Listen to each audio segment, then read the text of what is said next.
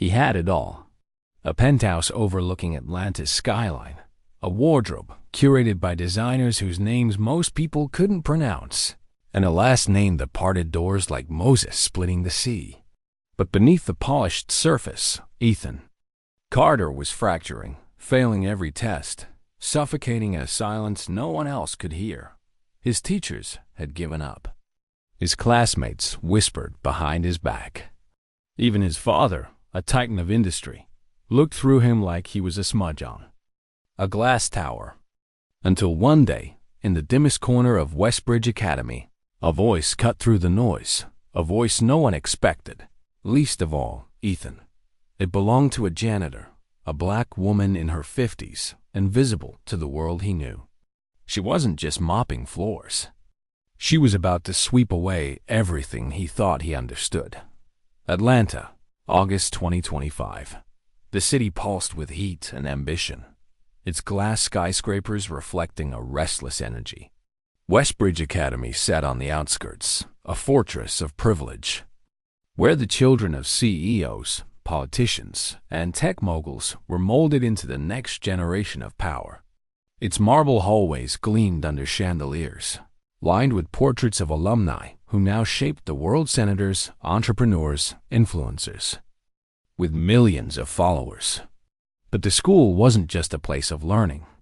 It was a battleground of status, where wealth and legacy trumped merit, and the future was a transaction sealed with a handshake or a wire transfer. At 17, Ethan Carter was the crown prince of this world. The only son of James Carter, founder of Nexus AI, a tech empire revolutionizing everything from cybersecurity to automated education systems. Ethan lived a life most kids could only dream of. Private jets ferried him to vacations in Aspen or Dubai. His birthday parties featured Grammy-winning artists as casual entertainment. His closet was a museum of limited edition sneakers and tailored suits. But for all the excess, something was missing. Purpose, meaning, a reason to get out of bed beyond the expectation that he'd one day inherit his father's empire. Westbridge Academy wasn't the place Ethan earned his way into. The Carter name was a golden key, unlocking admission without tests or interviews. A 7-figure donation ensured his spot, and the faculty knew better than to question it. Ethan was known for 3 things: his arrogance, his wardrobe, and his academic failure. His grades were a running joke: math tests returned with single-digit scores, essays left blank, biology quizzes marked with a cold red 0. Teachers passed him anyway, not out of kindness but fear. The Carter family's annual contributions funded new science labs, athletic fields, even the AI-driven grading system that was supposed to revolutionize education but mostly confused everyone. No one dared risk that money drying up. In the hallways, Ethan moved like a rock star, his confidence a carefully curated mask. He wore $1,000 jackets with the nonchalance of someone who knew they'd be replaced next season. He smirked through lectures, scrolled through his phone during discussions, and tossed off comments that silenced rooms. Once, during a history class on the civil rights movement, he leaned back and said, "Why do we keep talking about this? It's ancient history." The teacher, a young woman fresh from grad school, froze, her marker hovering over the board. No one corrected him. No one dared. The school's internal app, a sleek platform called ConnectSphere, was Westbridge's version of TikTok, where students posted polished videos of their lives' yacht trips, designer hauls, or perfectly staged candid study sessions. Ethan's posts were legendary. Clips of him stepping off a helicopter, captioned, "Just another Monday," or flexing a new Rolex with "Time's on my side." But behind the likes and fire emojis, whispers spread. He's a fraud. All money, no brain. A viral thread on ConnectSphere ranked the senior class by future potential. Ethan was at the bottom, labeled Carter Cash, no class. He laughed it off publicly, but at night, alone in his penthouse bedroom, the comments stung like needles. At home, things were worse. James Carter was a man carved from steel cold, precise, a self-made billionaire who'd risen from a small-town coder to a Forbes cover star. He didn't believe in excuses, not even from his own son. Dinner at the Carter estate was a battlefield. Over plates of Wagyu beef prepared by a private chef, James would grill Ethan about his future. "You're an embarrassment," he said. One night, his voice sharp as a blade, after another call from Westbridge about Ethan's failing grades. "If you worked for me, you'd be out the door." Ethan crossed his arms, rolling his eyes. "I'm not your employee, Dad. I'm your son. The world doesn't care," James shot back, his eyes like flint. "Either you become someone, or you're just another rich kid with a name and no spine. I won't carry you forever." The silence that followed was heavier than the crystal chandelier above them. James wasn't bluffing. He never did. The next morning, Ethan pulled into the faculty parking lot in his matte black Tesla Roadster, a 17th birthday gift that cost more than most teachers' salaries. He stepped out, AirPods in, ignoring the stares, some envious, some disgusted. Westbridge was a microcosm of 2025 America, where wealth was worshipped, but resentment simmered beneath the surface. The nation was grappling with debates over education reform, with activists demanding equity, while elite schools like Westbridge hoarded resources. AI grading systems, meant to eliminate bias, were under fire for favoring rote answers over creativity, leaving students like Ethan, who didn't fit the algorithm's mold, floundering. ConnectSphere buzzed with memes about AI teachers and paid-to-pass schools, but Ethan scrolled past them, untouchable. Or so he thought. As he strode through the side entrance, he didn't notice the woman mopping the floor. She was in her 50s, her dark skin framed by a simple headscarf, her uniform wrinkled, but her posture straight as a ruler. Her eyes were quiet but sharp, like they saw more than the polished tiles she cleaned. To Ethan, she was invisible, just another cog in the machine that kept Westbridge gleaming. Background noise. But that morning, as he brushed past, she murmured something under her breath, barely audible over the hum of his music. Asterisk. The only true wisdom is in knowing you know nothing. Ethan froze, pulling out an AirPod. "What did you say?" She didn't look up, just kept mopping in slow, deliberate circles. "Nothing you're ready to hear, young man." He chuckled, shaking his head. Weird. But as he walked away, her words lingered, sharp and unfamiliar, like a splinter in his mind. He didn't know it yet, but Marion Brooks, the janitor, no one noticed, had just planted the first seed of something he couldn't ignore. That week, the weight of Westbridge pressed harder. Another test, another failure. His literature teacher slid a paper across his desk, a 19100 scrawled in red ink with a note. Asterisk. Did you even read the book? Ethan laughed it off, but the laughter felt hollow. ConnectSphere lit up with a new post, a screenshot of his grade, anonymously. Shared. Captioned Carter's golden ticket. Money can't buy brains. The comments poured in, some cruel, some pitying. Ethan's phone buzzed with notifications, each one a reminder of his place at the bottom. At home, James delivered. The final blow. No more car. No more cards. You're taking the bus like everyone else until you figure out how to be worth something. Ethan stared at the floor, his jaw tight. For the first time, the name Carter felt less like a shield and more like a chain. The next morning, he boarded the school bus, his designer backpack slung over one shoulder, his pride in tatters. The other kids stared, some whispering, some filming on their phones. A new hashtag trended on ConnectSphere. Hashtag Ethan No Wheels. He sank into a seat, staring out the window, the city blurring past. As he stepped off the bus and into Westbridge, he passed the janitor again, Marion. She was mopping near the cafeteria, humming softly, her earbuds dangling. She didn't look at him, but her presence was steady, unshakable. Ethan didn't know why, but he slowed down, watching her for a moment longer than he meant to. Something about her felt different, solid, real. The bus ride to Westbridge Academy felt like a sentence.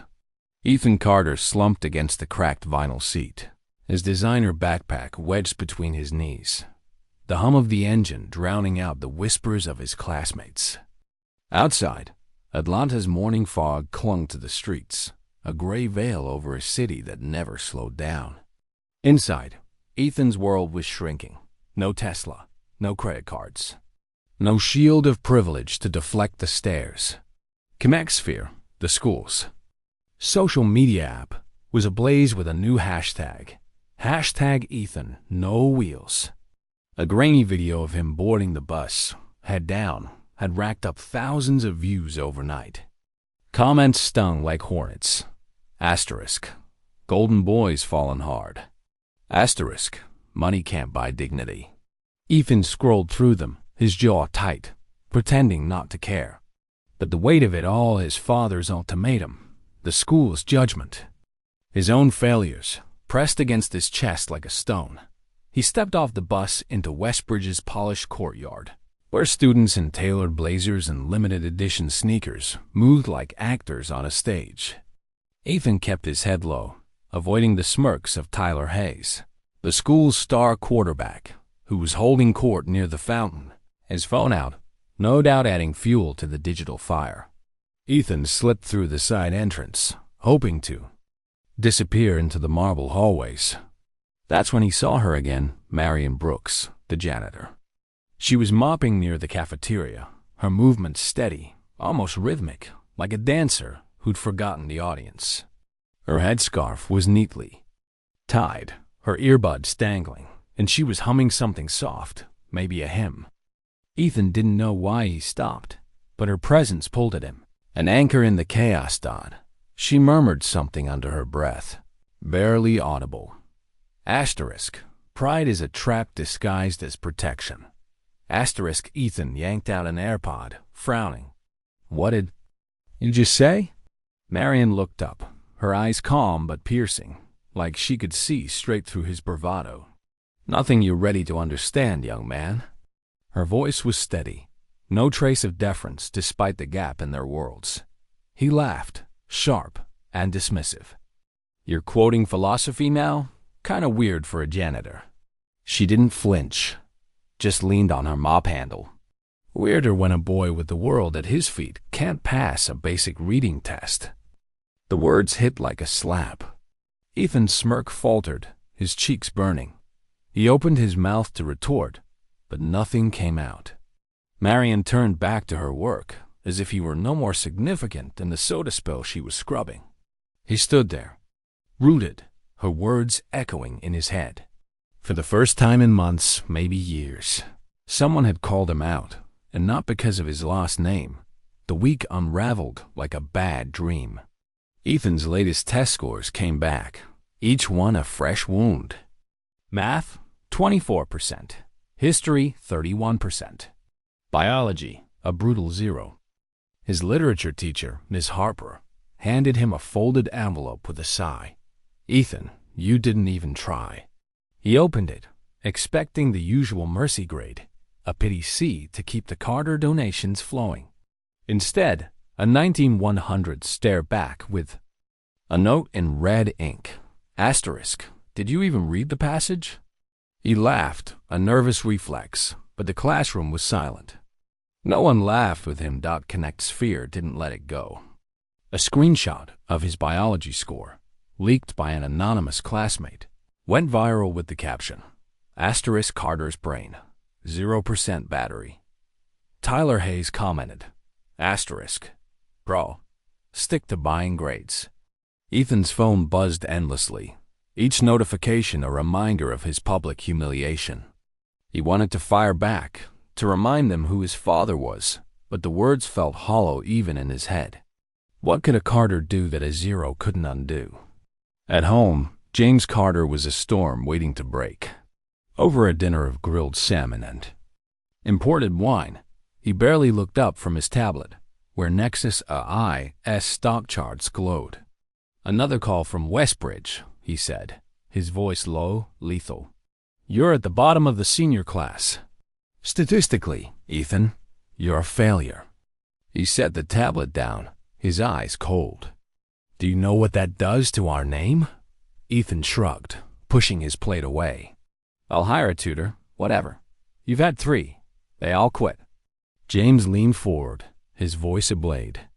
"You're not just failing school. You're failing me." Ethan stared at the table, his fists clenched under it. For the first time, he felt the weight of his father's words, not as a threat, but as a truth. He wasn't just failing. He was drowning. The next morning, Ethan trudged through Westbridge's back entrance, avoiding the main halls where Tyler and his crew would be waiting with their phones. The air smelled of bleach and rain, and there she was again, Marion, scrubbing. A soda spill near the cafeteria. She wore simple earbuds, humming softly, her hands moving with a quiet precision. Ethan stopped, something pulling at him. Maybe it was the way she carried herself, like she didn't care who saw her. Maybe it was the memory of her words, sharp and unapologetic. "You said something yesterday," he blurted, surprising himself. "About pride and Socrates." Marion paused, wiping her hands on her apron. "You remembered that?" Her tone was neutral, but her eyes held a flicker of curiosity. "Yeah, it stuck with me." He shifted, uncomfortable under her gaze. "Kinda. Weird, though. Quoting philosophers while cleaning floors." She crossed her arms, unfazed. "Weirder when a boy like you, with every door open, can't walk through one without tripping." Ethan bit his cheek, the sting of her words sharper than Tyler's memes. "You used to be a teacher, didn't you?" he asked, the question spilling out before he could stop it. Marion's expression softened just for a moment before hardening again. "I taught. Literature, philosophy, a bit of life, before it all got taken away." She didn't elaborate, but her voice carried a weight that made Ethan pause. What happened? He pressed, curiosity overriding his usual apathy. "Life," she said simply, turning back to her work. "It has a way of breaking what you thought was yours." Ethan stood there, unsure why her words hit so hard. He'd never cared about anyone's story before, but something about Marion, her quiet strength, her refusal to bow, made him want to know more. He walked away, her words looping in his mind, a challenge he couldn't shake. By Friday, Ethan was unraveling. The school counselor, Ms. Rivera, called him in again, her voice firm but tired. "Ethan, you're academically at risk. Not behavior failure. You're at the bottom of the senior class. Statistically, you're a liability." She slid a report across her desk, numbers glaring like warning signs. "If you don't turn this around, you're out. No diploma, no college, no Carter legacy." "It's temporary," Ethan muttered, slouching in his chair. "I'll figure it out." "You've had chances," Ms. Rivera said. "Your tutors quit. Your teachers are out of patience. Even your father's influence has limits." He left her office, his stomach churning. The hallways felt tighter, the chandeliers dimmer. ConnectSphere was still buzzing with hashtag Ethan No Wheels, now paired with hashtag Carter Crash. He ducked out the back entrance, hoping to avoid the crowd, and there she was, Marion, polishing a railing, her earbuds playing something soft. She glanced up, her eyes catching his for a moment, and he stopped. "You quoted Socrates," he said, his voice quieter than he meant. "You know stuff, real stuff." Marion raised an eyebrow, setting her cloth down. "And?" Ethan swallowed, his pride warring with desperation. "Teach me, please. I can't keep failing like this." She studied him, her gaze unrelenting, like she was peeling back every layer he'd built. "One condition," she said finally. "You leave your name, your money, your ego at the door. Start from zero, from the floor." He nodded, his throat tight. Fine. I need this. Marion's lips curved. Not quite a smile. Tomorrow? Before sunrise. Bring a notebook. And don't be late. As she walked away, Ethan stood frozen, clutching his backpack. For the first time in years, he felt something unfamiliar stirring in his chest. Not anger, not shame, but possibility. The fog hung low over Atlanta, wrapping Westbridge Academy in a quiet shroud as Ethan Carter slipped through the back entrance before dawn. His sneakers squeaked on the polished floor, the only sound in the sleeping school. He clutched a cheap, spiral notebook, its blank pages a silent challenge, and his breath caught in his chest. For the first time in years, he wasn't here to coast or posture. He was here to learn. Marion Brooks, the janitor who quoted Socrates like it was second. Nature had agreed to teach him, not for grades, not for glory, but for something Ethan couldn't yet name. As he approached the east wing, he saw her silhouette against the flickering fluorescent lights, polishing a floor with slow, deliberate circles. Her earbuds dangled, and she hummed something soft, maybe gospel, her presence as steady as the coast. Sunrise he'd beaten to get here. Ethan hesitated, suddenly aware of how out of place he felt. No Tesla, no designer jacket, just a kid with a notebook and a flicker of hope he didn't fully understand. Hey, he said, his voice cracking. Slightly. You said you'd teach me. Marion paused, pulling out an earbud. Her eyes, sharp and unyielding, met his. I remember. But I also said it wouldn't be easy. She set her mop aside, wiping her hands on her apron. You ready to start from nothing? He nodded, gripping the notebook tighter. I need this. Then let's begin. She reached into a worn canvas bag and pulled out a battered paperback, its cover creased and edges frayed. The Souls of Black Folk by W.E.B. Du Bois. Start here. Read the first chapter. Write what it makes you feel. Not what you think it means, what it feels like. Ethan stared at the book, its weight unfamiliar in his hands. This isn't on the syllabus. Marion's lips curved, not quite a smile. Syllabuses don't teach you how to think. They teach you how to pass. You want to learn, you start here. Tomorrow, 5 a month, don't be late.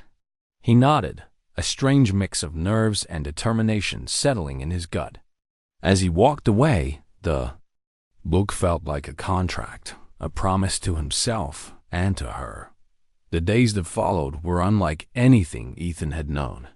He woke before dawn, slipping out of the Carter estate while his father, James, was still asleep or buried in Nexus, IA reports. Westbridge was a different place at 5 a.m., its marble halls silent, the chandeliers dim. Marion was always there, waiting in the east wing, her cleaning cart parked like a sentinel. She didn't lecture like his teachers, with their PowerPoints and AI-generated rubrics. She asked questions that cut deeper than any test. What did Du Bois mean by double? Consciousness? Why does it hurt to read his words? What's the cost of being seen but not understood? Ethan struggled at first. The words on the page felt dense, heavy with history he'd never been taught to care about. But Marion's questions forced him to linger, to feel the weight of each sentence. He wrote in the notebook she'd given him. Not answers but fragments, anger at his father's expectations, shame at his own ignorance, a flicker of awe at Du Bois's clarity. Marion read every word, her red pen marking not errors but challenges. Dig deeper. Why does this scare you? What's hiding behind this sentence? For the first time, reading wasn't a chore. It was a mirror. Ethan saw pieces of himself in the pages, his privilege, his isolation, the way he'd used his last name to hide from accountability. He wrote about the pressure to be a Carter, the emptiness of a life built on wealth but no meaning. One morning, he handed Marion a page where he'd written, "Asterisk, I'm angry all the time, but I don't know why." She read it, nodded, and said, That's a start. Anger's just truth trying to get out. Outside their early morning sessions, Westbridge was a pressure cooker. The school was caught in the crosshairs of 2025's education debates, with parents and activists clashing over funding cuts to public schools and the growing influence of AI in classrooms. Westbridge's AI grading system, a pet project of James Carter's company, was under scrutiny for flagging creative answers as errors, leaving students like Ethan, who didn't fit the algorithm's mold, adrift. ConnectSphere buzzed, with memes about AI overlords and pay-to-pass elites, but Ethan barely noticed. He was too busy scribbling in his notebook, trying to make sense of Marion's questions. Not everyone ignored Ethan's shift. Tyler Hayes, the quarterback, with $1 million smile and a knack for cruelty, noticed the change. During lunch, as Ethan sat alone in the cafeteria, hunched over the souls of black folk, Tyler and his crew sauntered by. "What's this, Carter?" Tyler grinned, snatching the book and flipping through it. "Reading for fun now? Or you just cozying up to the janitor?" Ethan's jaw tightened, his fist clenching under the table. "Give it back, Tyler." Tyler tossed the book onto the table, laughing. "Man, you're pathetic. Hashtag Ethan No Wheels wasn't enough? Now it's hashtag janitor single quotes as pet." He pulled out his phone, snapping a photo of Ethan with the book.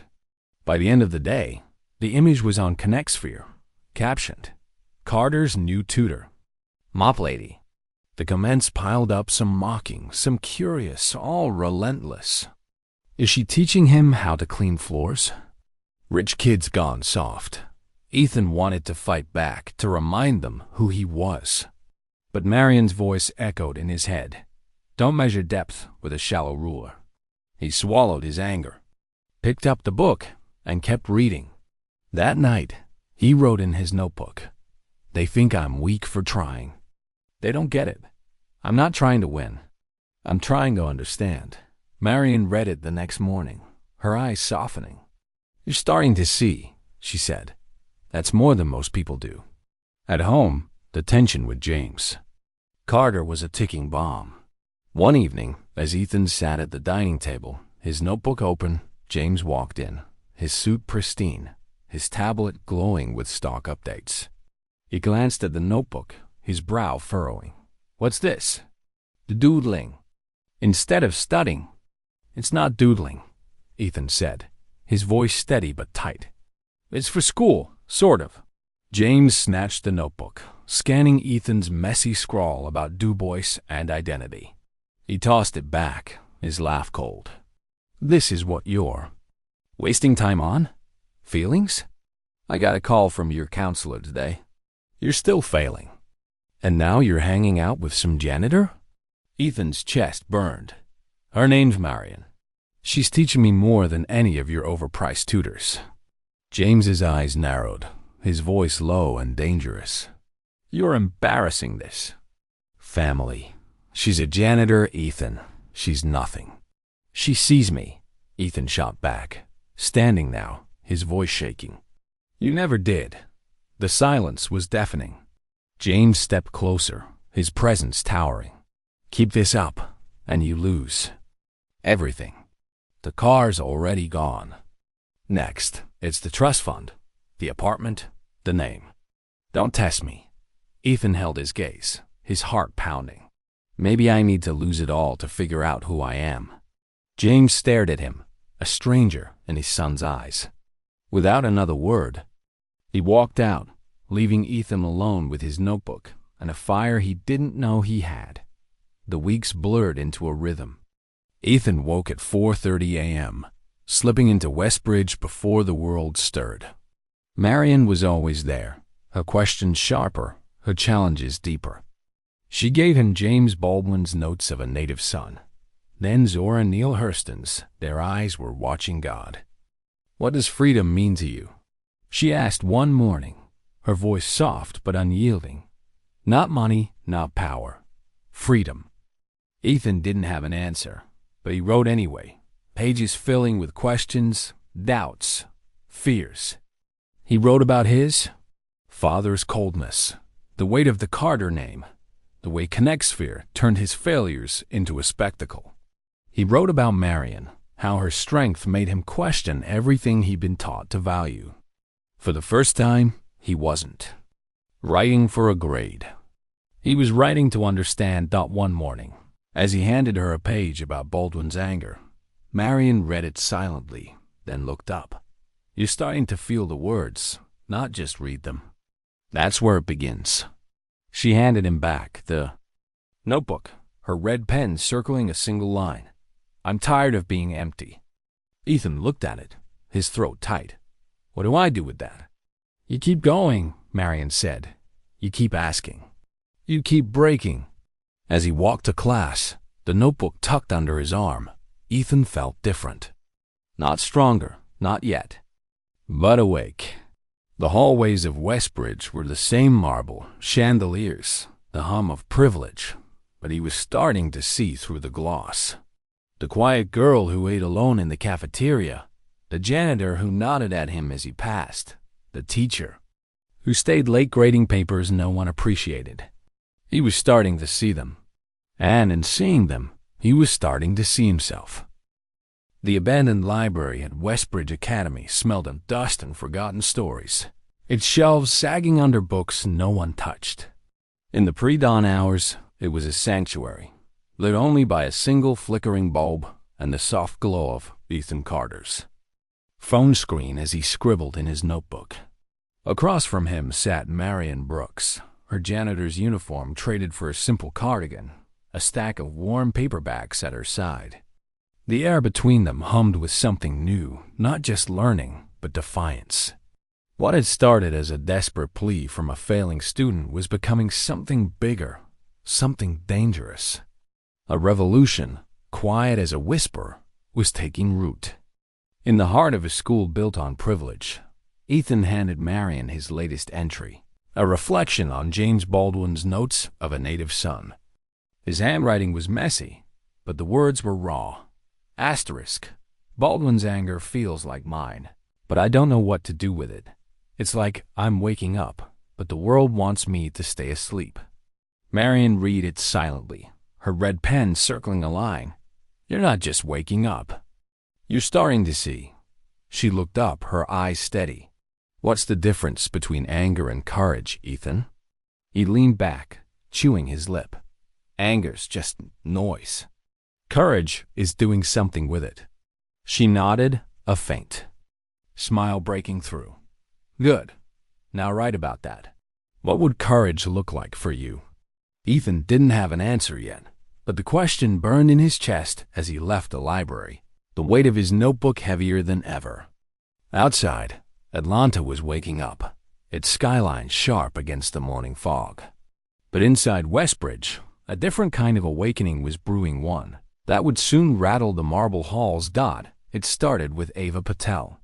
Ethan had noticed her in biology class, a quiet girl who sat in the back. Her essays always returned with red ink and low grades. She wasn't failing because she was dumb, she was just lost, like he'd been. One afternoon, as he lingered in the library after a session with Marion, he saw Ava hunched over a textbook, her brow furrowed.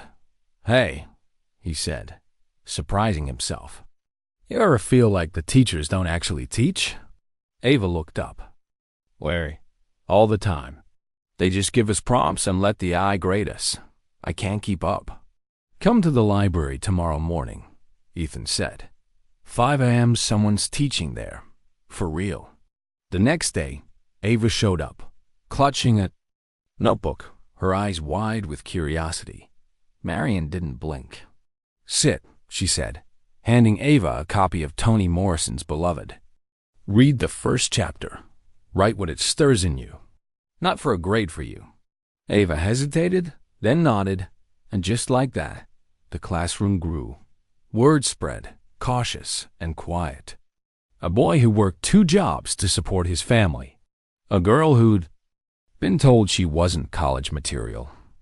A kid who hid his dyslexia behind a class clown act. By the end of the week, 6 students sat in a circle around Marion in the abandoned library, their notebooks open, their voices tentative but growing bolder. Marion didn't teach like Westbridge's faculty, with their AI-generated lesson plans and rigid rubrics. She taught with questions, stories, challenges. What does Morrison mean by re-memory? She asked one morning. Why does history haunt us? What haunts you? The students wrote, debated, sometimes cried. They read Zora Neale Hurston, Langston Hughes, Audre Lorde, their words cracking open truths the school syllabus ignored. Ethan watched, awestruck, as the library became a haven, a place where kids like him lost, unseen, or written off found their voices. He wrote about his own ghosts, the pressure to be a Carter, the fear of being nothing without his name. One night, he handed Marion a page that read, "I'm starting to see the world's not fair. But what do I do about it?" Marion's response, in red ink, "You start by seeing, then you act." Westbridge wasn't blind. The faculty noticed students lingering after hours, whispering about the library sessions. Connect Sphere, the school's social media app, lit up with rumors. A blurry video of Ethan and Ava leaving the library at dawn went viral, captioned, *#, #janitor teacher, Carter's new guru. Tyler Hayes, the quarterback, posted a meme of a mop with a graduation cap, racking up thousands of likes. The comments were brutal. *, rich kids gone rogue. *, is she teaching them how to scrub floors or fail harder? *, Ethan felt the sting but didn't flinch. Marion's words anchored him. *, don't measure depth with a shallow ruler. Still, the pressure mounted. At lunch, Tyler cornered him near the cafeteria. "What's the deal, Carter? You think hanging with the janitor makes you deep? You're still a 0. Ethan clenched his fists, his voice low. "At least I'm trying, Tyler. What are you doing besides posting crap online?" Tyler laughed, but his eyes flickered with something uneasy. He walked away, but the damage was done. The #, janitor teacher trended, splitting the school. Some students were curious, whispering about joining the library sessions. Others mocked it, their privilege shielding them from the need to question anything. The real blow came from above. One afternoon, Marion was called to the assistant principal's office. Ms. Langley, a woman with a corporate smile and a voice like polished glass, sat behind a mahogany desk. "Ms. Brooks," she began, "we've received concerns from parents. Students are spending time with you after hours. It's unorthodox." Marion stood straight, her hands clasped. "I'm teaching," they asked. I answered. "You're not certified here," Ms. Langley said, her tone sharpening. "Your job is to clean, not to educate. This isn't in your description." Marion's eyes didn't waver. "Neither is saving a kid's life, but I've done that anyway." "Ms." Langley's smile faltered, but she pressed on. "We're asking you to stop, for the school's sake, for your own." Marion left without a word, her back straighter than the portraits lining the halls. But Ethan saw the weight in her eyes when she returned to the library that evening. "They want it to end," she told him, her voice steady but tired. "Systems don't like it when someone from the bottom starts making waves. They can't." "Do that," Ethan said, his voice rising. "You're helping us." "I'll tell my dad. I'll go to the board." Not yet," Marion cut in, her hand on his shoulder. "Your voice needs to stand on its own first. Not as a Carter, as Ethan." He nodded, his jaw tight, but the fire in his chest burned hotter. Something was shifting, and it wasn't just him. Ethan couldn't let it go. The next day, he poured his anger into an essay titled "The Courage to Unlearn," a reflection on what Marion had taught him, that real learning meant dismantling what you thought you knew. He wrote about privilege, about the way Westbridge's AI grading system rewarded compliance over curiosity, about the kids who were invisible because they didn't have a name like Carter. He ended with a line that felt like a vow. Learning isn't about winning. It's about becoming someone who sees. On a whim, he printed the essay and pinned it to the school's reading board, a public space usually reserved for club announcements and honor roll lists. He signed it, Ethan Carter. By noon, it was gone, removed by the administration. But not before students snapped photos, sharing them on ConnectSphere with captions like, "Carter's got something to say?" and hashtag UNLEARNness. The post didn't go viral, but it rippled, sparking whispers in the halls. A few students approached Ethan, curious. "Is it true about the janitor?" one asked. "She's really teaching you?" "She's teaching me to think," Ethan said, surprising himself with his conviction. "You should come see." The library sessions grew. 8 students, then 10, crowding into the dusty room each morning. Marion didn't change her approach. Her questions as sharp as ever. What does Hurston's voice tell you about resilience? What's the cost of staying silent? The students answered in their notebooks, their words spilling over with honesty, anger, hope.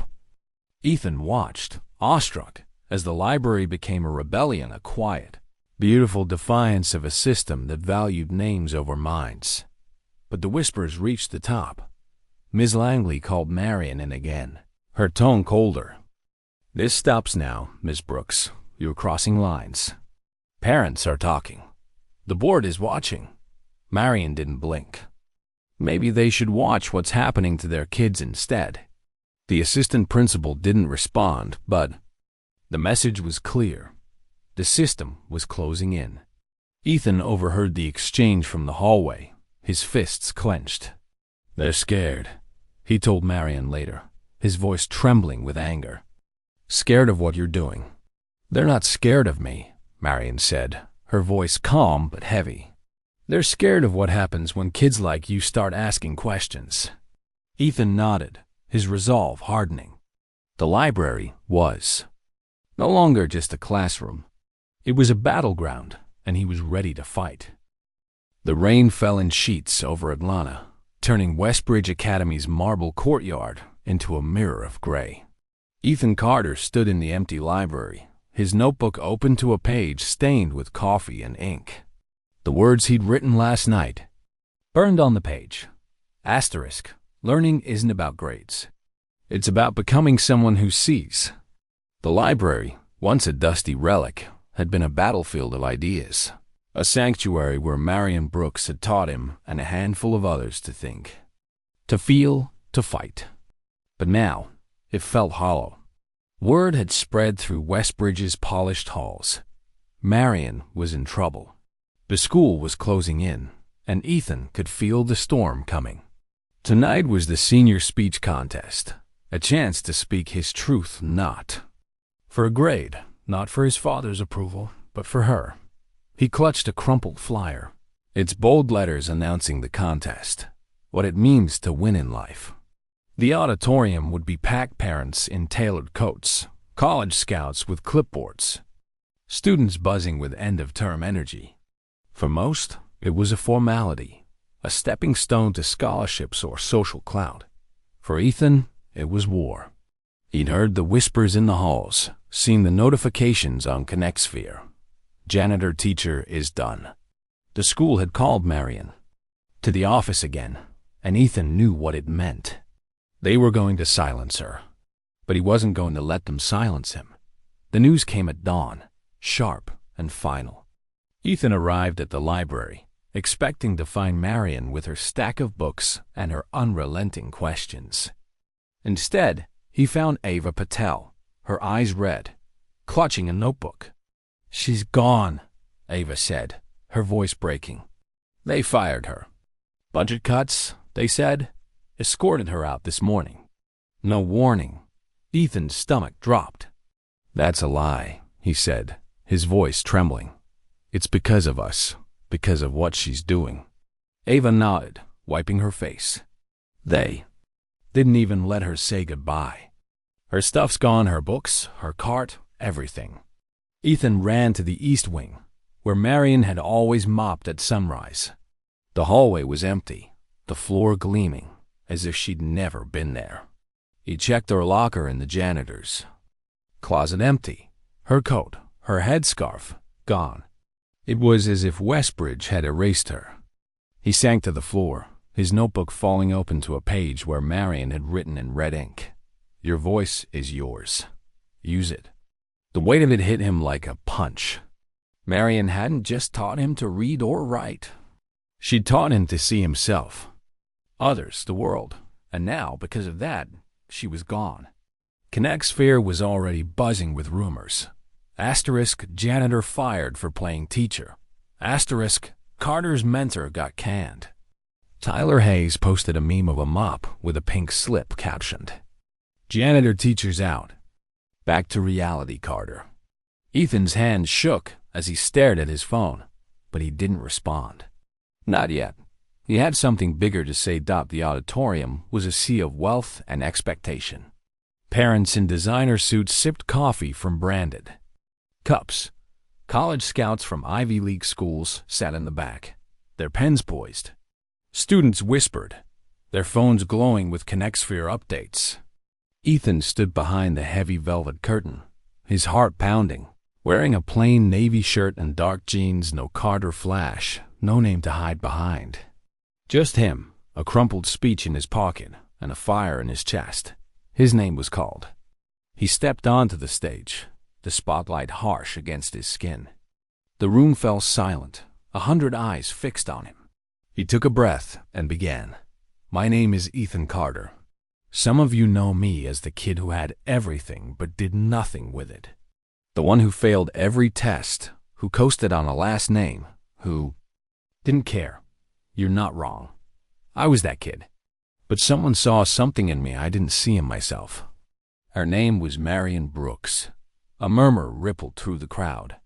Ethan's voice steadied, growing stronger. "She wasn't my teacher, not officially. She wasn't paid to help me. She had no office, no title, just a mop and a heart big enough to see through my anger. She taught me to read between the lines, not just in books, but in life. She taught me to listen, to think, to ask what winning really means." He scanned the room, spotting his father, James Carter, in a sharp gray suit, his face unreadable. Ethan pressed on. Marion Brooks didn't just clean the floors of this school. She cleared the fog in my head. But today, she was fired, silenced, because systems like Westbridge don't like it when someone from the bottom starts making a difference. The air shifted. Parents shifted uncomfortably. Students leaned forward, phones forgotten. Ethan held up his notebook, its pages worn from weeks of writing. "She told me learning is transformation. That winning in life isn't about money or power or a last name. It's about becoming someone worth remembering. Someone who sees others, who lifts them up." His voice softened, but it carried. "Marion might not be here tonight, but she's in every word I'm saying. So this isn't for you, or for a scholarship, or for my father's approval. This is for her, for the truth she taught me. That real victory is finding your voice and using it to speak for those who've been silenced." Silence. Then a single clap, sharp and clear. Another followed, then a wave, until the auditorium erupted in applause. Students stood, some with tears in their eyes. Faculty exchanged glances, unsure. In the back, a woman with a headscarf and quiet eyes wiped her face and smiled. Marion. She'd slipped in, unseen, to see him shine. Ethan stepped off the stage, his chest heavy with something new, not pride, but purpose. He caught Marion's eye, and she nodded, a silent, "You did it." The speech spread like wildfire. Students recorded it, posting clips on ConnectSphere with hashtags like #MarionBrooks and #UNLEARNThis. That morning, and it hit local news blogs. Billionaire's son credits Janitor for life-changing lessons. The comments were a mix of awe and skepticism. Asterisk, is this for real? Carter's just chasing clout. But the story was gaining traction. and Westbridge's administration was scrambling. James Carter was waiting in the school's conference room, his suit impeccable, his expression ice. Ethan walked in, still clutching his notebook, expecting a fight. James held up his phone, a news article glowing on the screen. "This is what you call progress? Embarrassing us in public? With some janitor's sob story?" "It's not a sob story," Ethan said, his voice steady. "It's the truth. Marion taught me more than any tutor you paid for. She taught me to think." James's eyes narrowed. "She's a failure, Ethan. A nobody. And you're throwing away your future for her." "She saw me," Ethan said, his voice rising. "You never did. All you care about is the Carter name." James stepped closer, his voice a low growl. "Keep this up, and you lose everything. The trust fund, the apartment, the name. You're done." Ethan's hands trembled, but he held his ground. "Maybe I need to lose it all to figure out who I am." James stared at him, a stranger in his son's eyes. Without a word, he walked out, the door slamming behind him. Ethan stood alone, the weight of his choice sinking in. He'd spoken his truth, but at what cost? The next day, Westbridge felt different. Students whispered in the halls, some nodding at Ethan with respect, others avoiding his gaze. Tyler Hayes posted a half-hearted apology on ConnectSphere, but the damage was done. The library was empty, its shelves a reminder of what had been lost.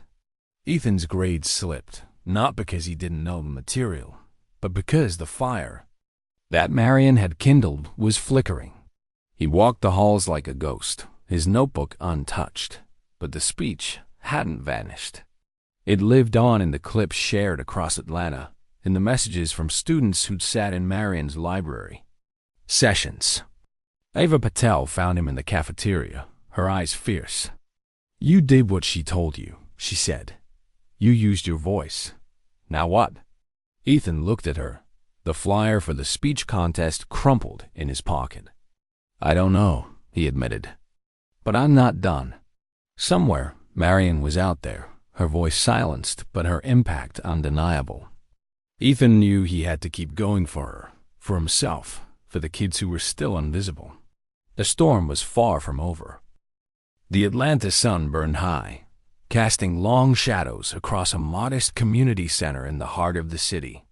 Its faded brick walls stood in stark contrast to Westbridge Academy's marble halls, but to Ethan Carter, this was sacred ground. The building, once a forgotten relic, was alive with purpose-fresh paint on the walls, bookshelves brimming with titles by Baldwin, Morrison, and Du Bois, and a sign above the door, the Marion Institute. It was more than a name. It was a promise, a rebellion, a second chance for those the world had overlooked. Ethan stood on the porch, an envelope in his hand, his heart pounding with a mix of nerves and resolve. He'd come too far to turn back now. Inside, Marion Brooks sat at a folding table, her headscarf neatly tied, her eyes scanning a stack of student essays. She wasn't a janitor anymore, not here. She was a teacher, a guide, a force. Ethan had spent months fighting for this moment, pouring his savings, his energy, and his newfound voice into creating a place where learning meant transformation, not just grades. But the road hadn't been easy, and the scars of Westbridge still lingered. As he knocked on the door, he knew this wasn't just about the Institute. It was about proving that Marion's lessons could outlast the system that tried to silence her. The weeks after Marion's firing had been a blur of anger and action. Ethan had walked Westbridge's halls like a ghost, his grades slipping, not from ignorance, but from grief. The library, once alive with Marion's questions, was empty again, its shelves gathering dust. But her words echoed in his notebook. Asterisk. Your voice is yours. Use it. Asterisk. Ethan wasn't done fighting. He declined Ivy League offers, ignoring his father's threats, and chose a small college in Atlanta focused on social justice and education. "I want to build something," he told his counselor, Miss Rivera. Not for me. For her. The idea for the Marion Institute came one sleepless night. As Ethan scrolled through ConnectSphere, where clips of his speech still circulated under hashtag Marion Brooks.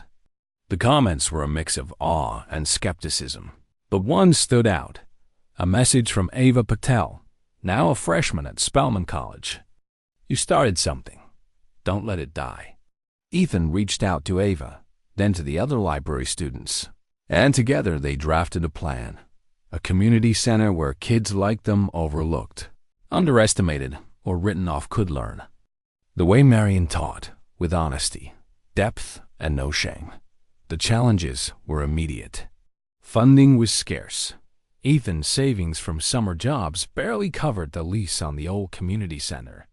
Atlanta's educational landscape in 2025 was a battleground, with public schools fighting funding cuts and private institutions like Westbridge hoarding resources. Local donors hesitated, wary of a project led by a teenager and a fired janitor. Then there were the legal hurdles, zoning disputes, permits, whispers of pushback from Westbridge's board, who saw the Institute as a critique of their system. Ethan spent nights researching grants, drafting proposals, and facing rejection after rejection. They don't want us to succeed, he told Ava, frustration boiling over. Then we make them see, Ava replied, her voice fierce. Marion didn't give up on us. We don't give up on her. Ethan tracked Marion down through a former colleague, finding her in a small apartment on Atlanta's west side. She opened the door, her expression a mix of surprise and wariness. You didn't have to come here, she said, stepping aside. I did, Ethan replied, handing her the envelope. Inside was his high school diploma, his college acceptance letter, and a handwritten proposal for the Marion Institute. I want to start something. A place where people can learn like I did, with truth, with depth.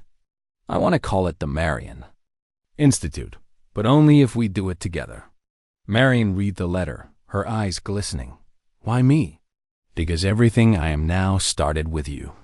She paused, then whispered, together. They shook hands, no contracts, just truth. The Marion Institute opened its doors on a humid June morning, its modest space filled with mismatched chairs and donated books. Marion taught the first class, a circle of 10 students, some from Westbridge, others from nearby public schools, hit hard by 2025's budget cuts. They read Audre Lorde's Sister Outsider, their notebooks filling with reflections on identity, silence, and power. Ethan ran logistics, securing grants and scheduling late night, writing circles. The Institute wasn't just a school. It was a haven, a place where kids who'd been told they were less than could feel smart for the first time. The city took notice. Local blogs covered the opening, tying it to Ethan's viral speech. Billionaire's son builds center, with fired janitor. ConnectSphere buzzed with hashtag Marion Institute, students sharing photos of their notebooks and quotes from Marion's lessons. The function of freedom is to free someone else. But not everyone celebrated. Some Westbridge parents called it a stunt, accusing Ethan of exploiting Marion for clout. Others questioned her credentials, digging up her past as a whistleblower at the University of Chicago. Ethan ignored them, but Marion felt the weight. They'll always try to tear down what they can't control, she told him one evening, her voice steady but tired. The biggest surprise came at the opening ceremony. James Carter arrived unannounced, standing in the back, his suit out of place among the community center's humble crowd. Ethan spoke at the podium, his voice clear. This place is for the invisible, the ones who don't fit the system's mold. Marion Brooks taught me that learning is transformation, and transformation is power. The crowd applauded, but Ethan's eyes were on his father. Afterward, they met outside, the air thick with humidity and unspoken words. I didn't expect to cry, James admitted, his voice softer than Ethan had ever heard. I didn't expect you to become this. "I didn't expect to forgive you," Ethan said, his throat tight.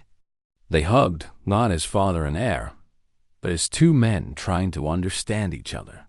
It wasn't perfect, but it was a start. Months later, the Marion Institute grew.